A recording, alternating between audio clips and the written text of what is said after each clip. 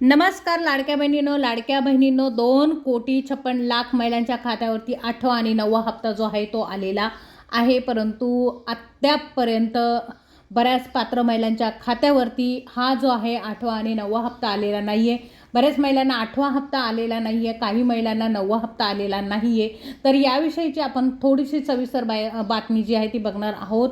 त्यासाठी व्हिडिओ शेवटपर्यंत पाहत राहा। बघा, बऱ्याच राज्यातील बऱ्याच महिला ज्या आहे त्या अपात्र असून देखील या योजनेचा लाभ घेत आहे। तर अशा महिलांनी आम्ही अपात्र आहे हे सरळ अंगणवाडी सेविकांना सांगायचं आहे। त्यानंतर काय होणार आहे, तुमचे फॉर्म जे आहे ते बाद होणार आहे। जर तुम्ही असं केलं नाही तर तुमच्यावर कारवाई होऊ शकते किंवा तुमचे फॉर्म जे आहेत, तुमचे पैसे जे आहे ते परत घेतले जाऊ शकतात। तुम्हाला शिक्षा देखील होऊ शकते।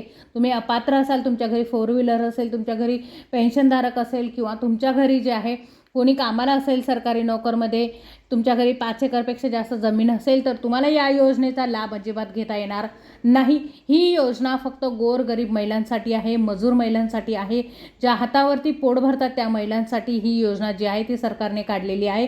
त्यामुळे अपात्र महिला ज्या आहे या योजनेचा लाभ घेऊ शकत नाही। तुमच्या आजूबाजूला जरी कोणी महिला अशा असतील, त्यांना हप्ता येत असेल आणि तुम्हाला हप्ता येत नसेल तर साहजिक आहे नाराजी व्यक्त केली जाते आणि सरकारवर प्रचंड नाराजी व्यक्त केली जाते। त्यामुळे ज्या अपात्र महिला आहेत त्यांनी आता इथून पुढे अजिबात हप्ता घेऊ नका। हा हप्ता जो आहे तो फक्त गरीब महिलांसाठी आहे।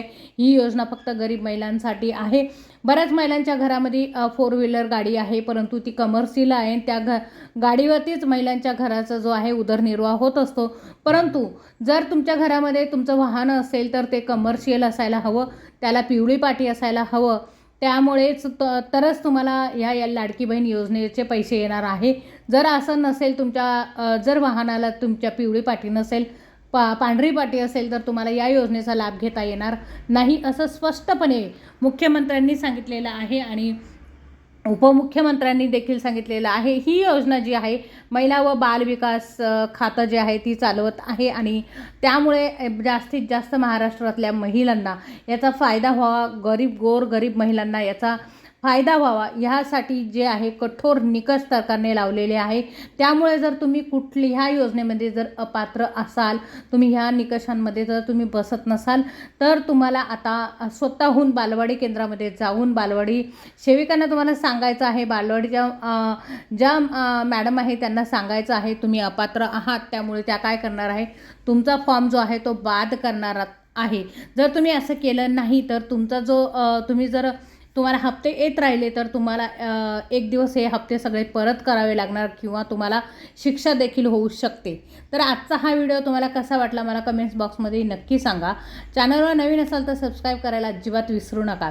भेटूया अशाच एका माहितीपूर्ण व्हिडिओमध्ये। तोपर्यंत नमस्कार।